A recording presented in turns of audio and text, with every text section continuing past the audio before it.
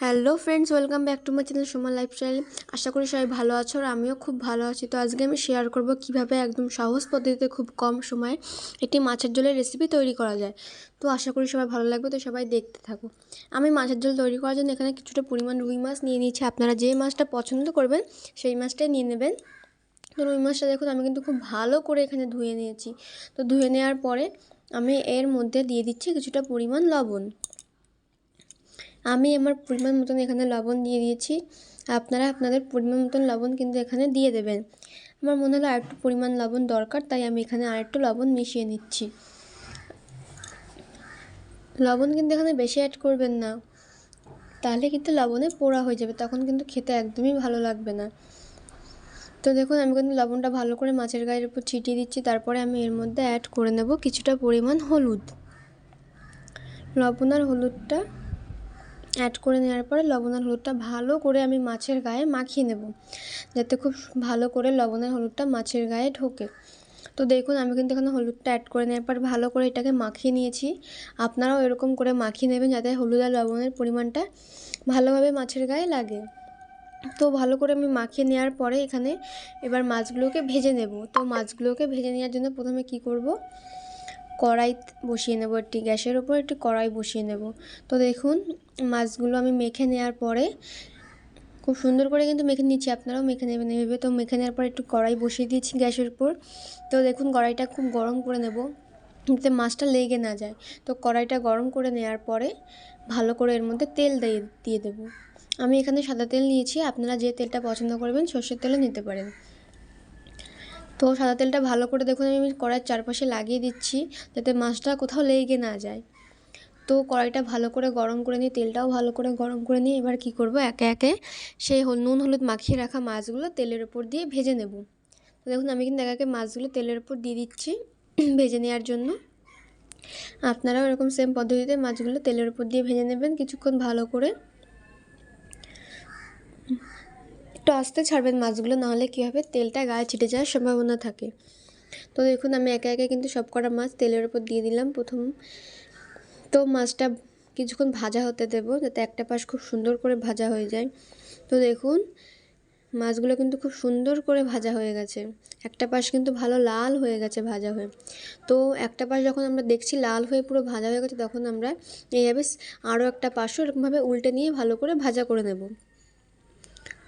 দেখুন আমার মাছগুলো কিন্তু খুব সুন্দর লাল লাল হয়ে এক পাশ ভাজা হয়ে গেছে। এরকম সেম পদ্ধতিতেই আমি আরও একটা পাশের মাছের ভাজা করে নেব।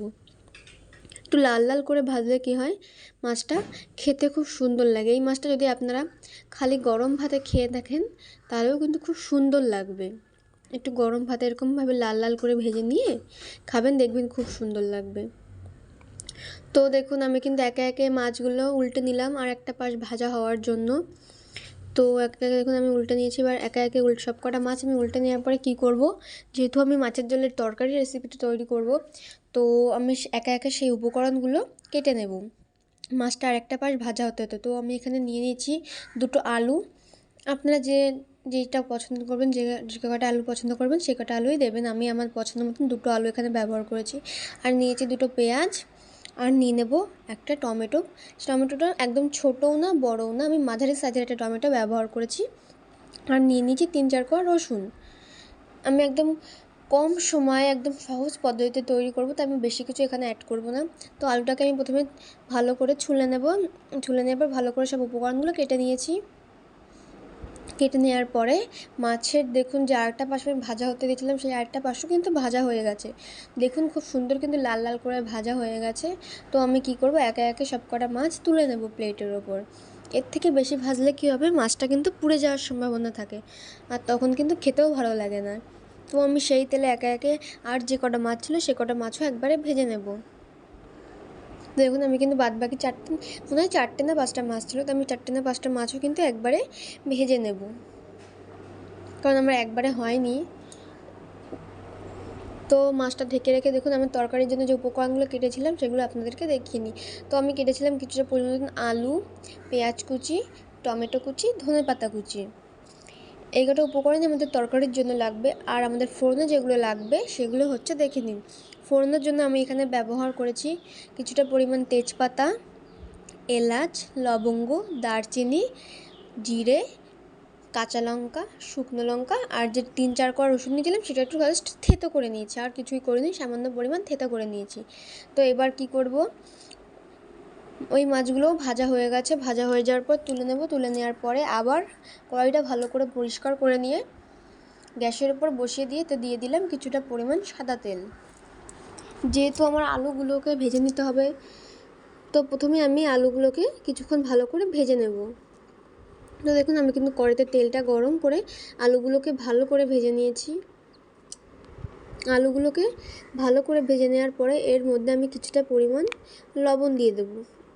লবণ দিলে কী হবে, আলুটা খুব সুন্দর নরম হয়ে যাবে, আরও তাড়াতাড়ি সিদ্ধ হয়ে যাবে, আর ভাজাটাও তাড়াতাড়ি হয়ে যাবে। তো লবণ দেওয়ার পর কিছুটা পরিমাণ হলুদ অ্যাড করে নেব। দেখুন আমি হলুদ আর লবণটা দিয়ে ভালো করে আলুটা নাড়িয়ে নিচ্ছি। আপনারা ওরকম হলুদ আর লবণটা ভালো করে আলুর সঙ্গে মিশিয়ে নেবেন। তো আবার কিছুক্ষণ ঢাকা দেওয়া রেখে দেবো যাতে আলুটা খুব সুন্দর তাড়াতাড়ি সিদ্ধ হয়ে যায়। তো দেখুন আমার আলুগুলো কিন্তু খুব সুন্দরভাবে ভাজা হয়ে গেছে। তো দেখুন আলুগুলো দিয়ে কিন্তু তেল ছেড়ে দিয়েছে। তো এবার একে একে আলুগুলোকে তুলে নেব। এর থেকে বেশি ভাজলে কী হবে, আলুগুলো পুড়ে যাওয়ার সম্ভাবনা থাকে, এইটাই ঠিক আছে। তো আলুগুলো ভাজা হয়ে যাওয়ার পর ওই তেলেই আমি দিয়ে দিচ্ছি কিছুটা পরিমাণ সর্ষের তেল। আপনারা যে তেলটা পছন্দ করবেন সেই তেলেই রান্নাটা করবেন। আমি এখানে 2 রকম তেল ব্যবহার করেছি, আপনারা 1 রকম তেলেও রান্নাটা কমপ্লিট করতে পারেন। তো তেলটা গরম হয়ে যাওয়ার পর আমি একে একে গরম মশলাগুলো তেলের উপর ছেড়ে দেবো। তো প্রথমে দিয়ে দিলাম 2টো দারচিনি, 2টো এলাচ, 2টো লবঙ্গ। এলাচের মুখটা কিন্তু একটু ফাটিয়ে নেবেন, তাহলে কী হবে, এলাচের যে গন্ধটা সেটা কিন্তু খুব ভালো বেরোবে। এলাচের মুখটা ফাটিয়ে না দিলে কিন্তু গন্ধটা খুব ভালোভাবে বেরোয় না। তো দেখুন গরম মশলাগুলো কিন্তু ভাজা হচ্ছে। তো আমি এর মধ্যে দিয়ে দেবো 2টো শুকনো লঙ্কা। 2টো শুকনো লঙ্কাকে ভালো করে ভেজে নেওয়ার পরে এর মধ্যে অ্যাড করে দেবো কিছুটা পরিমাণ জিরে। জিরেটা অ্যাড করে নেওয়ার পরে দিয়ে দেবো কিছুটা পরিমাণ তেজপাতা। তো সব কিছু উপকরণ একে একে ভালো করে কড়াইতে দিয়ে ভালো করে এগুলোকে আমি নাড়িয়ে নিয়ে একসাথে মিশিয়ে নেব। তো দেখুন আমি ভালো করে নাড়িয়ে নিয়ে একসাথে মিশিয়ে দিচ্ছি। আমার মনে হচ্ছে এখানে তেলটা কিছুটা পরিমাণ কম হয়েছে, তাই আমি আরেকটু তেল এর মধ্যে অ্যাড করে নিলাম।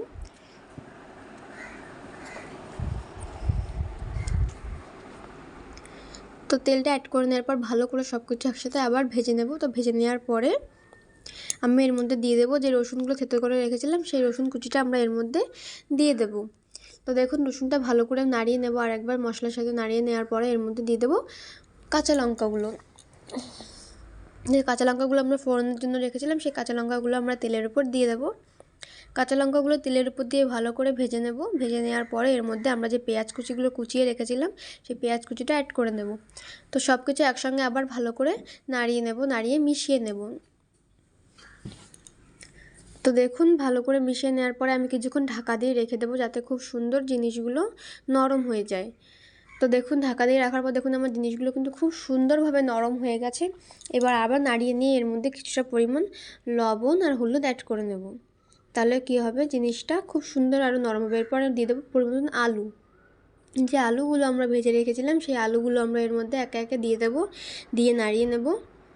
নাড়িয়ে নেওয়ার পরে এরপর আমি বলেছিলাম লবণ আর হলুদ অ্যাড করার কথা, তাই লবণ আর হলুদটা আমরা অ্যাড করে নেব।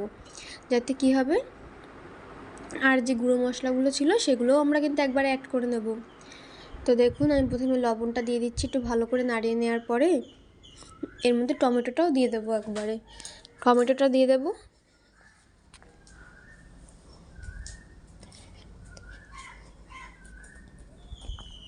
দেখুন আমি কিন্তু টমেটোগুলো অ্যাড করে নিচ্ছি এর মধ্যে।